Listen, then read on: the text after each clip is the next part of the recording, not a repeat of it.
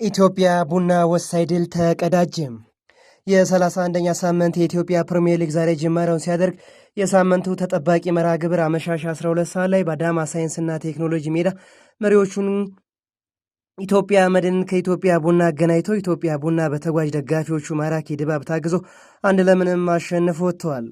ኢትዮጵያ ቡናን አሸናፊ ያደረገች ወሳኝ ግብ አምበሉ ራምኬል ጄምስ በ43ኛው ደቂቃ ከመረብ ጋር ማዋሃድ ሲችል ቡናማዎቹ በመጀመሪያ የጨዋታ አጋማሽ በተጋጣሚያቸው ላይ ፍጹም የጨዋታ የበላይነት መውሰድ ሲችሉ ያለቀላቸው የግብ ዕድሎችን መፍጠር ቢችሉም ሳይጠቀሙበት ቀርተዋል።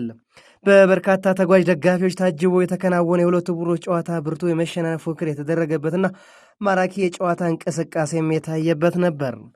በሁለተኛው የጨዋታ አጋማሽ ሙሉ ለሙሉ የጨዋታውን መልክ ቀይረው የገቡት ቡናማዎቹ ሙሉ ለሙሉ በመከላከሉ ላይ በማመዘን ውጤቱን አስጠብቆ ለመውጣት ጥረት በማድረጋቸው ጨዋታው ከመጀመሪያው አጋማሽ አንጻር በሜዳው ላይ እንቅስቃሴ ደብዝዞ ታይቷል።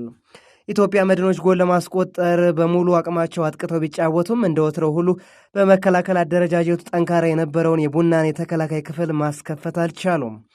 ድሉ ለቡናማዎቹ ተከታታይ አምስተኛ ድላቸው ነው ሲመዘገብ ከመሪው ጋር ያላቸውን የነጥብ ልዩነት ከ9 ወደ 6 ዝቅ ያደረጉበትን ጣፋጭ ድል ሲቀዳጁ ነጥቡን ከ51 ወደ 54 ከፍ በማድረግ የዋንጫ ተፎካካሪነቱን አጠናክሮ ቀጥሏል።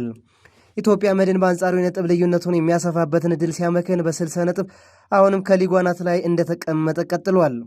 በሁለቱ ቡድኖች መካከል ያለው የነጥብ ልዩነት 6 መሆኑን ተከትሎ የዋንጫ ፉክክሩ በቀጣይ ጨዋታዎች በእጅጉ እንዲግል እንዲጠበቅ አድርጎታል።